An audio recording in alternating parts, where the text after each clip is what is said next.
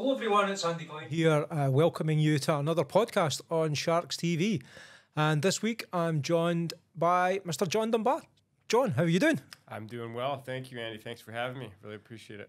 It's fantastic, isn't it? Look at the set that we've got here these days. Quite impressive. Very impressive. Not only just a phone and somebody blithering, but this is different level stuff. There's the big leagues here. Yeah, no, it's lovely.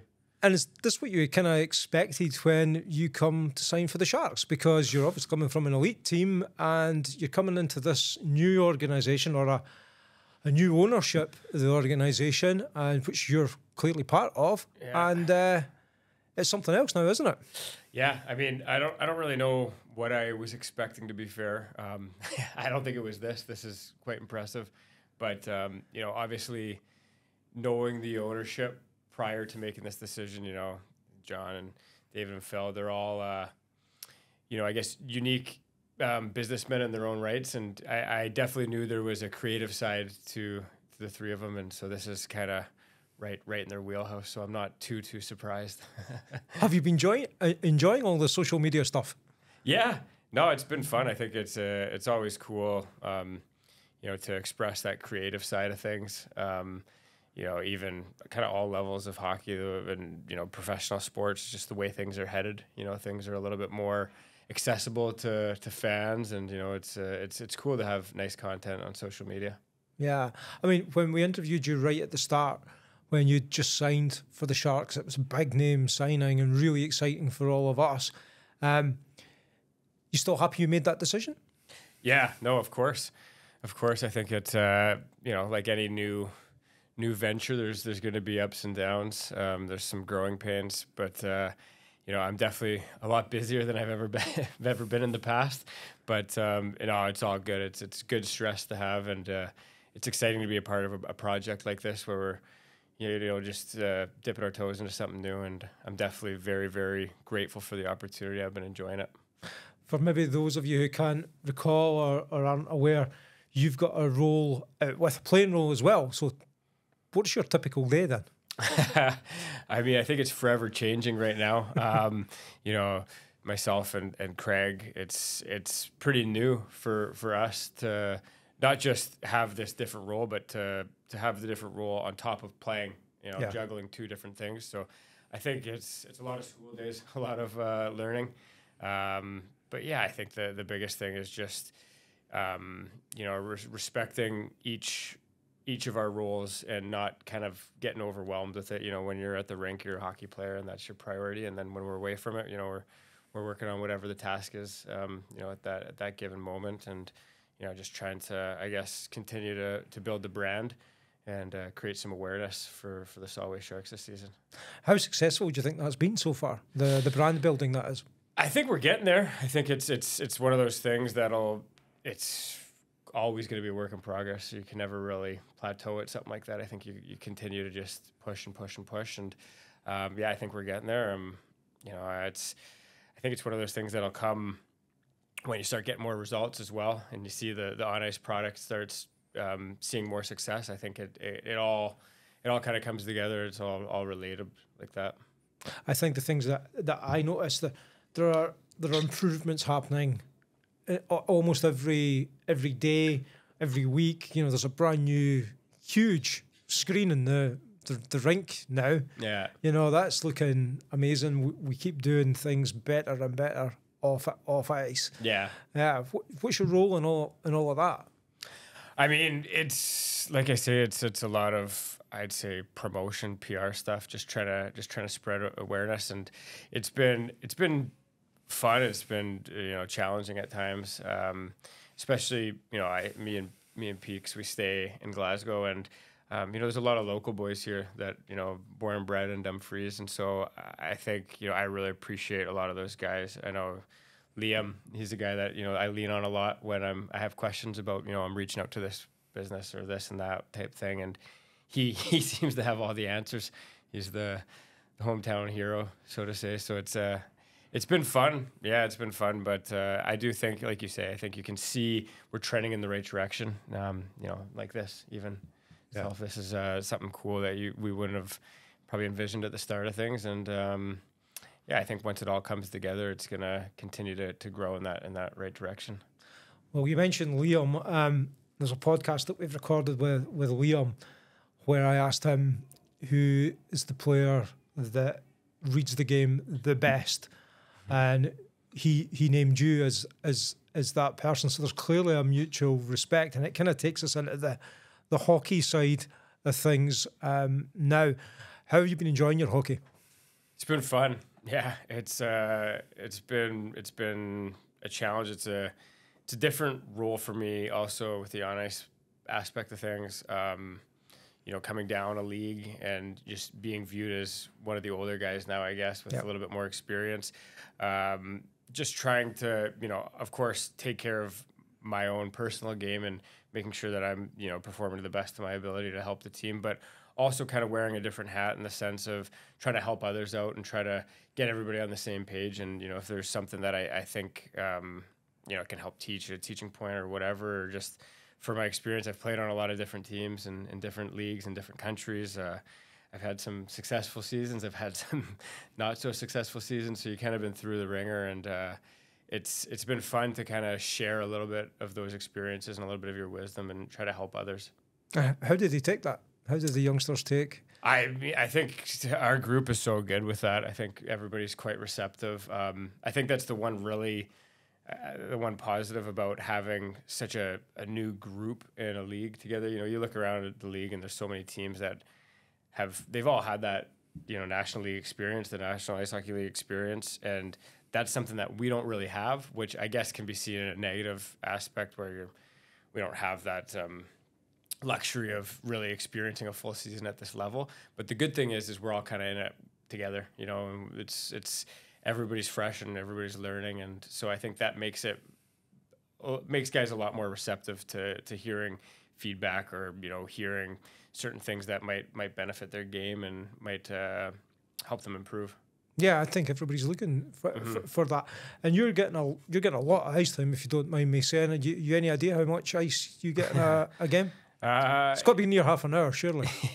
Yeah, it depends. I think is some games. In the past, I don't think I would have usually been a guy who's like on the penalty kill. Yeah, I've been doing a little bit of that. Still, I'm not like starting on the penalty kill. There's other guys that are better at that role than I am. That's for sure. So, but yeah, no, I'm definitely getting my fair share of minutes. But it's been good.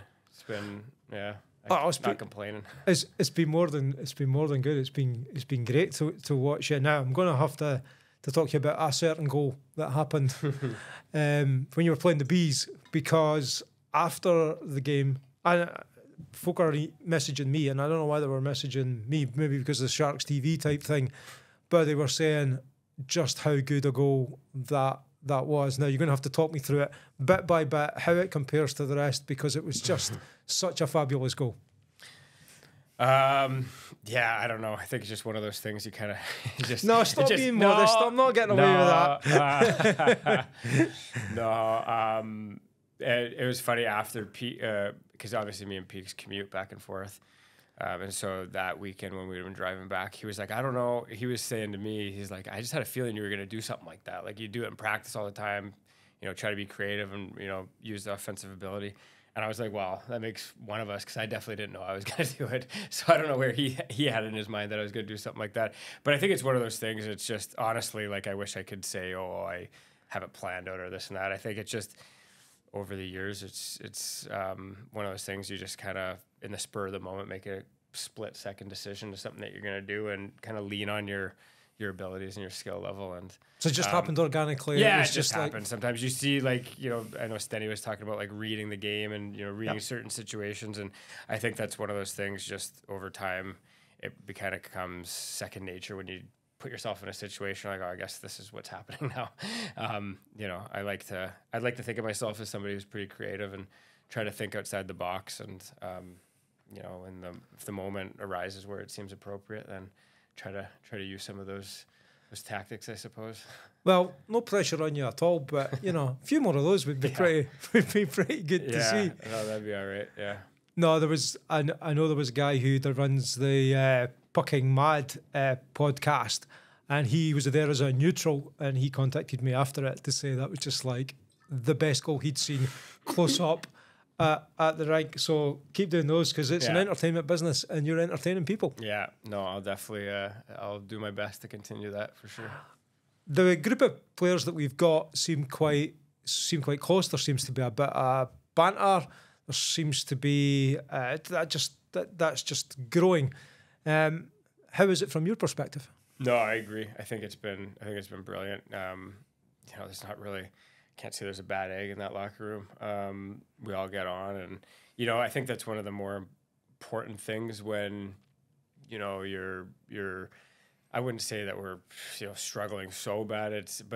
We'd like to be doing better at this stage of the game. Obviously, whatever it is, 2-8, we'd like to have more results. But I think that's one thing that this group has done a good job at is, we show up to the rink and it seems everybody wants to be there, and there's still a light, positive atmosphere, optimistic. It's not one of those things where you're dragging your feet to work and it seems like a chore. So I think that's it's super important to continue to have that and be able to joke around. And at the end of the day, it's that's one of the cool things about sports is you get to be with your buddies. It's 20 of you guys hanging out and joking around, and obviously when it comes to training, you put the work in. But it's good that we get along so well, and it seems to be a lot of good people in that dressing room. Who's the biggest joker in the dressing room this season? Peanut, without a doubt. I don't even have. It's the same as every season, to be honest. I don't honest. have to think about it too hard. No, there's a few funny guys in the locker room. The Gardner's pretty funny, actually. Nolan's really, the more you get to know him, he's got a very subtle, sarcastic sense of humor. But Peanut's tough to beat. Like he seems to be always switched on, and I just laugh at most of the things that come out of that guy's mouth. Do you know why he's called Peanut? Yeah, well, I didn't for the longest time. I didn't know for the longest time, and then somebody, I think I actually might have been eating, I had my trail mix or something, some mixed nuts, and somebody said, be careful, because then I was like, no way, that's why we actually call him that. But Scottish sense of humor, something that'll kill him. Yeah, we call him that. Yeah, no, that. Now that I've, I think I when I first took the role, and I was I stumbled across his Twitter, and I think his Twitter bio is hockey player with a nut allergy. Which is not funny, but I laughed for 5 minutes straight because I know his personality, and that's hilarious. And that just sums him up, just so matter of fact. Yeah, he's one of a kind for sure. He certainly is. Yeah. And there seems to be a bit of an ongoing, I don't want to say battle, but an ongoing bit of banter about the music that you guys are listening to pre-match. You got a take on that? I try to stay out of it, to be honest with you. I don't mind. I like to do I'm a little bit on my own page sometimes for games. Anyways, I like to have my headphones in and go out. But I do, you definitely hear a lot of the controversy about all that. I think Coco, as it stands, seems to be the guy. We're riding him. He seems to throw down a pretty good mix. I hear the opposite. No. He was the one that started it with a live interview with me up the stairs, and he basically said that the reason we were getting beat was because Liam Stenton picked up music, and then that kind of kicked it off as such. Yeah. No, I don't know. I don't know. Sometimes it's horrendous when I'm listening in there and I can't figure out who's in charge, and I don't think when it starts going like that, people don't own up to whoever is in charge because.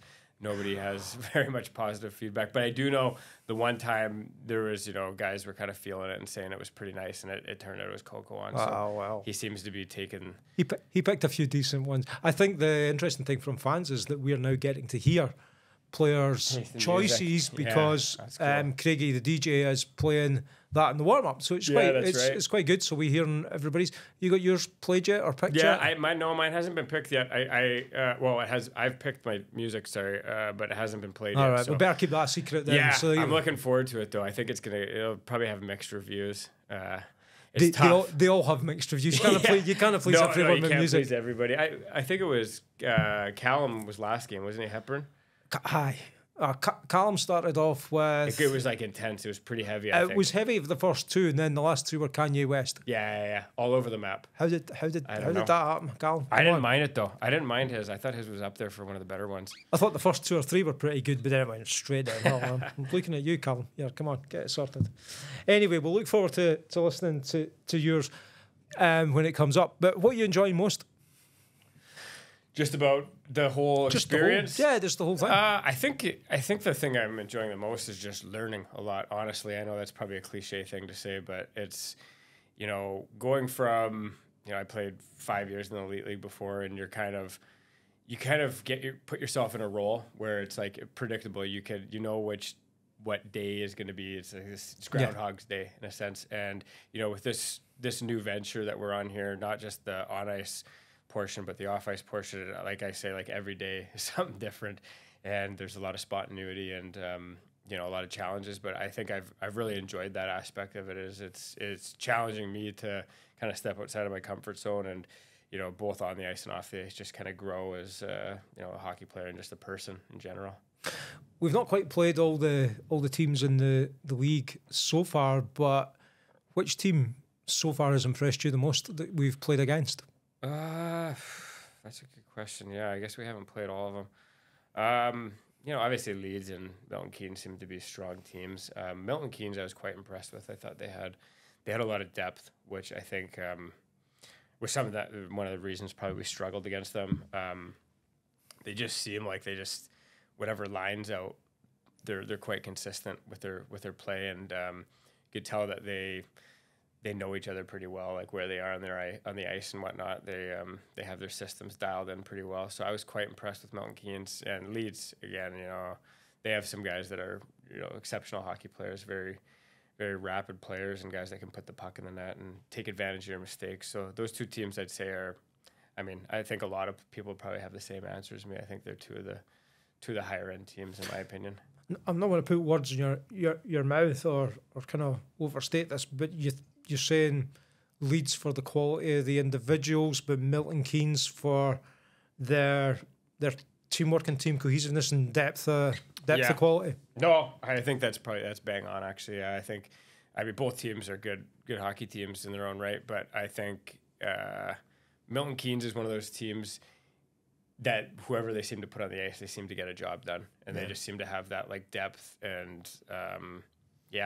Maybe that's a little bit of it too. They kind of click together as a 5-man unit, and then I think Leeds, like you say, they got some players that you just know. You just have to be very, very careful when they're on the ice because they'll make you pay for your mistakes, and they've got some good individual talent, absolutely.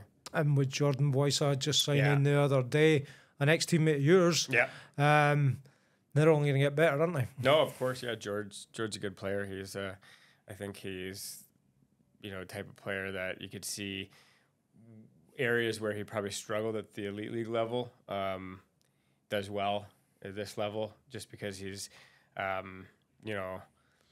fast, he's strong, he can shoot. He's a good player. I think he'd probably just struggle with at the elite league level. I think he obviously struggled with not getting, maybe the amount of shifts where you can start to build some confidence and get some consistency. And I think the other thing that people don't really realize when the step between the NIHL and the EIHL a lot of times isn't so much those little like individual skills like skating and the shooting and passing all stuff. It's just the way that guys think the game. I think that's the biggest difference when you make that step is guys just read the game so much faster at the elite league level, and that seems to be a big difference, I think, from the two leagues for sure.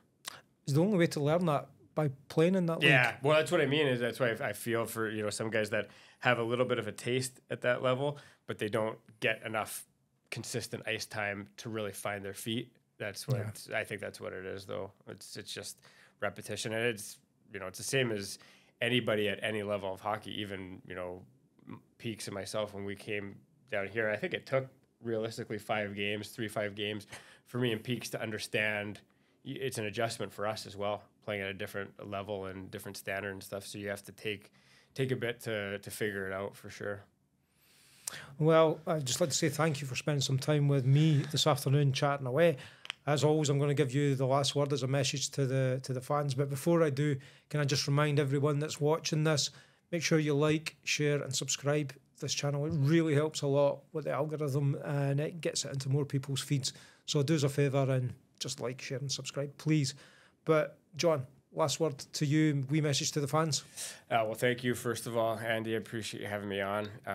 Yeah, I just thanks to the fans. And, you know, just remain patient and positive and optimistic, because that's what we're doing in that dressing room. You know, all of us as a whole, we're, you know, we're not happy with where we're at right now. But with that being said, I think we're very optimistic and confident that we are going to head in the right direction and we're going to start picking up results quickly here. So thank you guys for your support.